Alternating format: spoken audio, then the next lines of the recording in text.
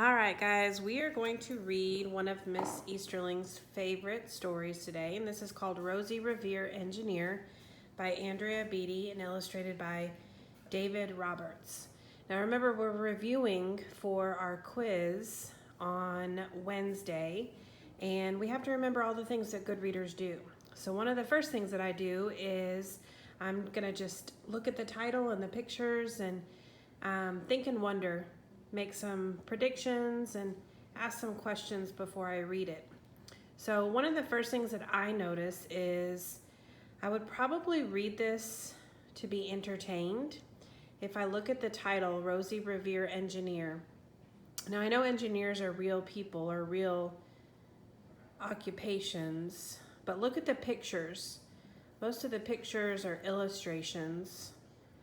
So it's probably going to be a fictional story, probably going to be made up. So as I skim through it, I can just kind of see.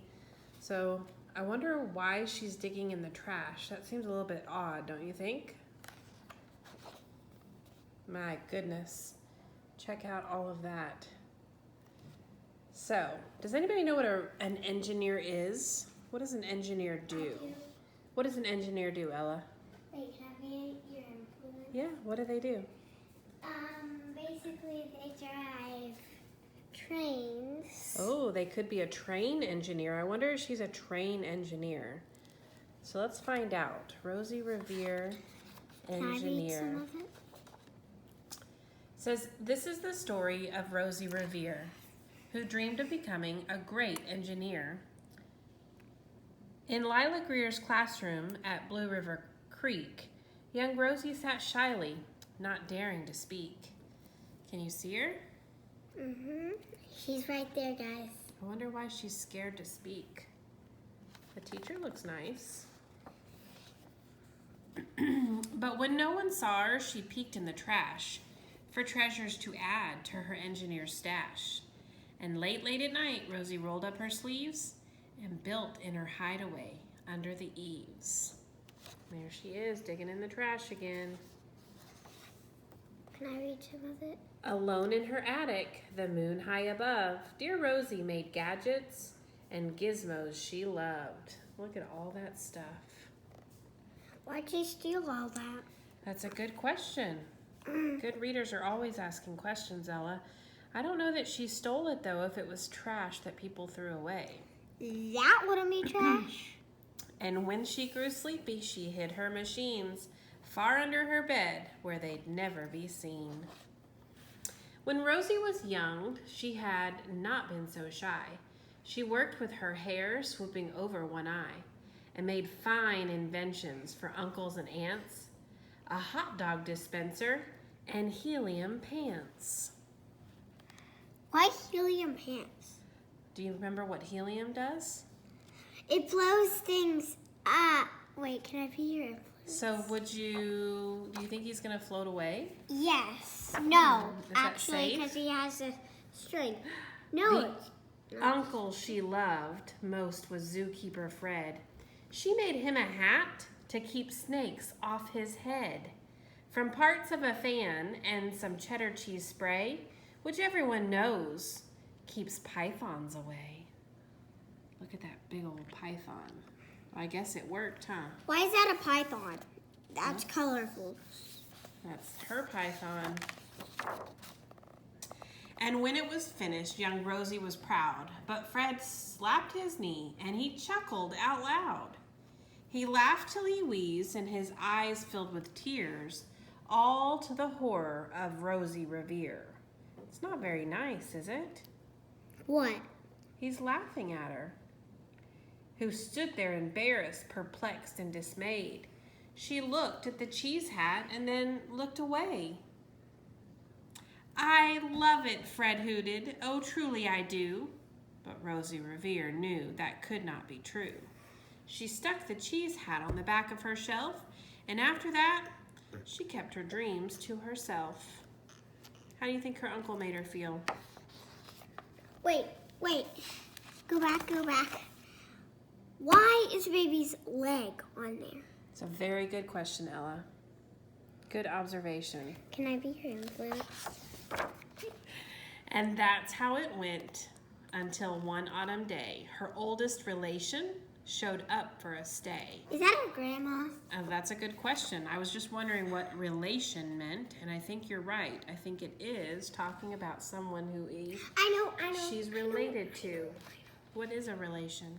It's when it's like a family member. It is, you're in your right. family, but not your actual family member.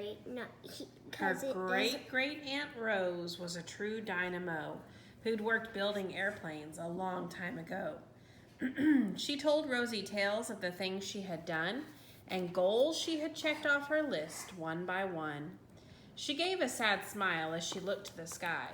The only thrill left on my list is to fly. Can I turn the page? But time never lingers as long as it seems. I'll chalk that one up to an old lady's dreams. I love that. Look at what she used to dream about.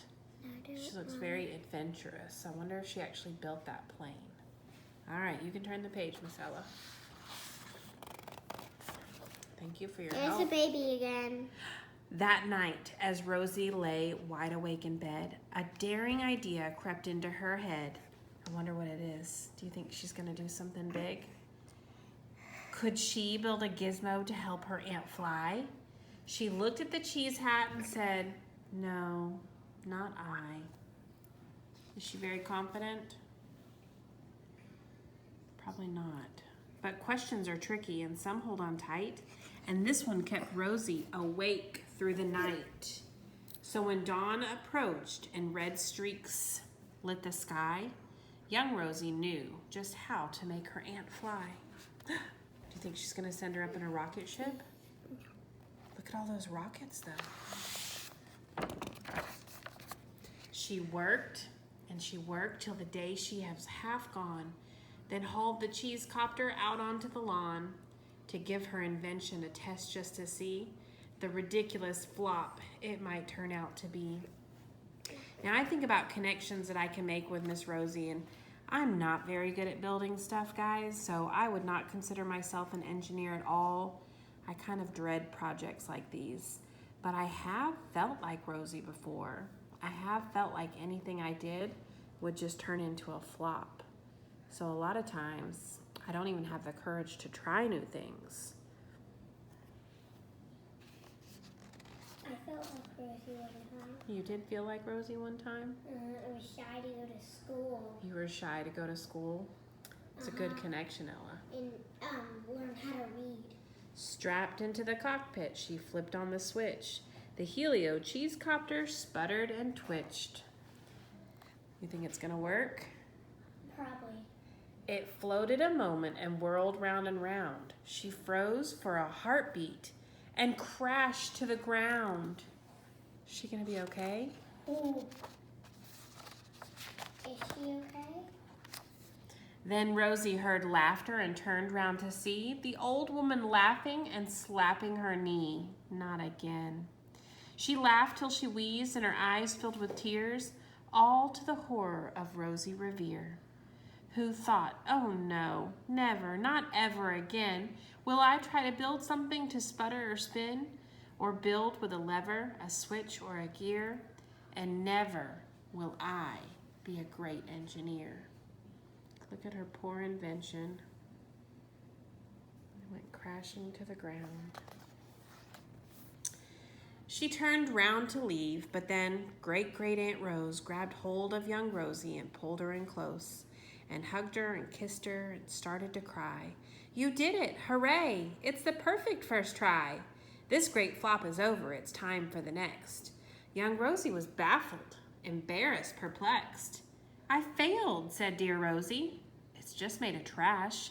Didn't you see it? The cheese copter crashed." "Yes," said Great Aunt, "it crashed, that's true. But first, it did just what it needed to do. Before it crashed, Rosie, before that, it flew." "Your brilliant first flop was a raging success. Come on, let's get busy and on to the next." She handed a notebook to Rosie Revere, who smiled at her aunt as it all became clear. Life might have its failures, but this was not it. The only true failure can come if you quit.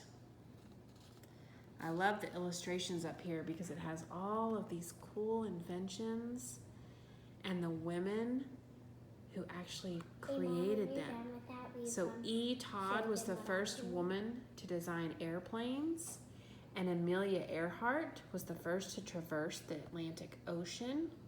Lynn Ripplemeyer, she was the first woman to pilot a Boeing 747 in 1980.